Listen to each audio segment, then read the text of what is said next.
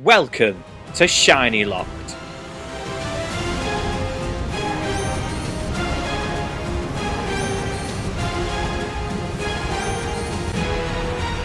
What the hell is that? Oh my god, it looks so good! Is this even possible? Starting today, I'm Shiny Locked. Paldea is split into 5 clear regions, and for me to move from one to the other, I need to catch a shiny within each route. As this is a challenge though, there are rules. No Herba Mystica, no mass outbreaks, no duplicate shinies, and I can't repeat the same type within each region. Starting with the Southern Province, I'll try to escape its 7 routes in this episode, working our way through the other regions, increasing the difficulty with each. From this point on, I'm Shiny Locked. Every Paldean journey starts on the Poco Path, and there are a handful of Pokemon we can catch here. Some shinies are really distinct, like the Lechonk or the Tarantula, 2 I'd be very happy finding. For me though, I would love the Firebird Fletchling, and hope to get one of those while we're here. Although we can't use Herba Mystica, I hoped with the Shiny Charm boost, this area wouldn't take too long. And I wasn't wrong. Half an hour into our hunt, a small golden bird appeared, Shiny Fletchling. What a perfect start to the series, the main Pokemon I wanted from the area, and it took no time at all. Things were looking positive.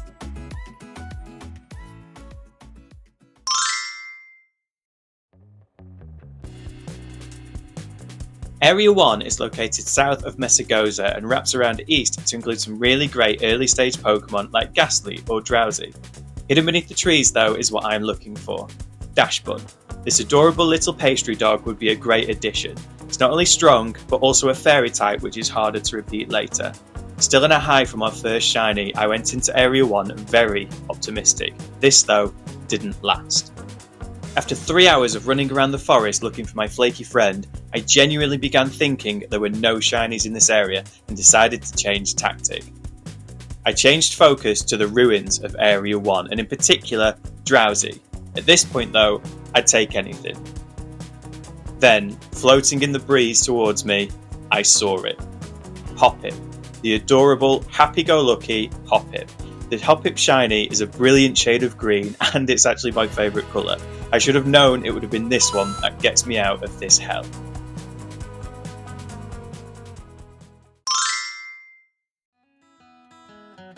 The sleepy western town of Cortondo sits within Area 2. In my first playthrough of the game, and without a shiny charm, I sat here for hours trying to find a shiny Mareep. I'm happy to say I found one eventually, and that Ampharos remains part of my main team even today. Electric boosting sandwich in hand, I settled back to hunt one of my favourite Pokemon again, and I wasn't disappointed. On the second encounter Power 1 sandwich, we hit the jackpot. The fluffy pink cloud of joy that is Mareep wandering around waiting for me to arrive, and with that, we had 3 out of 7 Pokemon and could move on to Area 3.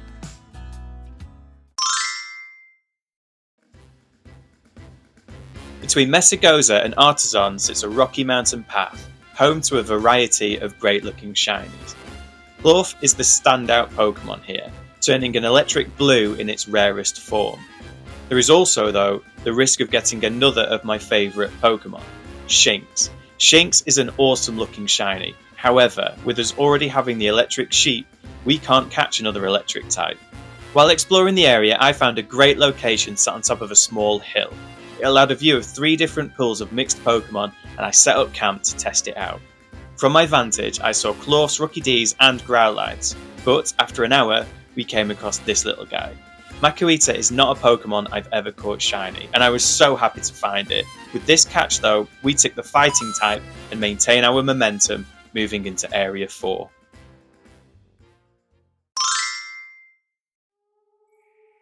Area 4 was up next, and this was an area I was really excited for. There is a chance to catch shiny Phanpy. Phanpy is up there with one of my favourite Pokemon and sits highly within our household. Catching a shiny Phanpy would be the icing on the cake, but it's not always that easy. I spent half an hour lapping the whole area in search of good locations, a random shiny, or something at least interesting. With no luck, I focused on the Pokemon I'd initially intended to hunt. After creating my Ground Encounter 2 sandwich, I lapped the pools of Area 4 in search of the little elephant. Soon though, I realised this wasn't a great idea. Even though I saw more Phanpies, the encounter boost also increased the number of Woopers.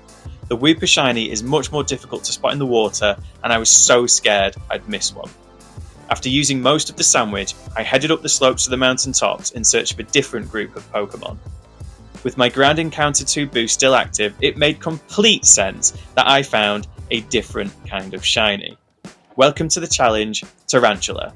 Shiny Tarantula is so distinct from its normal version, it was hard to miss. Not what I had planned, but another area complete.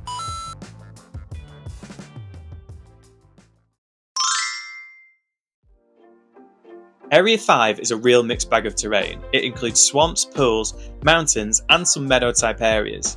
Found within Area 5 are some really strong evolution lines, like Larvitar, Mankey, and Axew. On my radar though was Rockruff. Rockruff has one of the coolest shiny forms in my opinion. It turns a perfect shade of blue. After failing to find the first dog Pokemon Dashbun, I was determined to get this one. After searching for a good spot, I set up a picnic and created a masterpiece of a BLT sandwich. On my second attempt though. Sandwich boost in play, I looped around the hilltop searching for a glimpse of blue among the green and grey.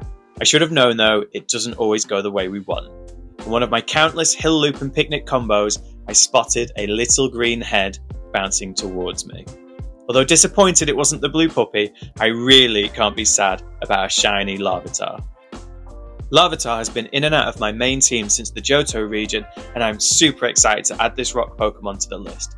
So far we've been really lucky not to duplicate any Pokemon or typings, but with Area 6 coming up, let's hope that continues.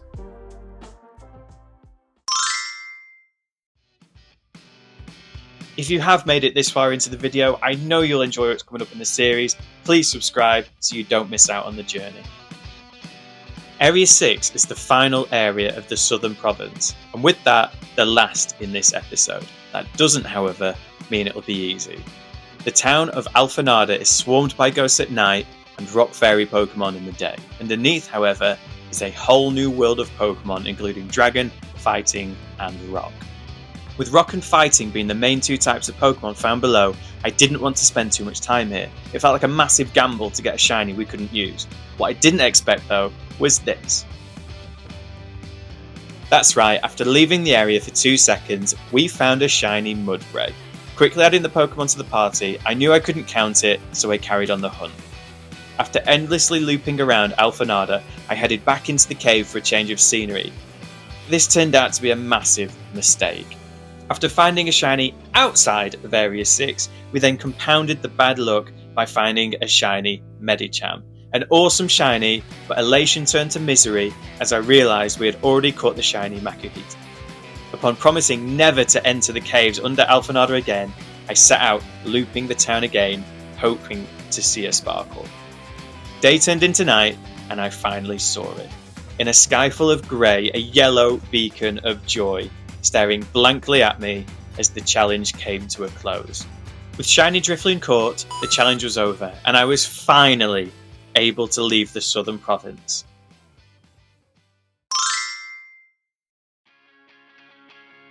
Episode 1 saw us catch 9 shiny Pokemon, 2 of which we can't use. Let me know down below what you think I should do with these 2.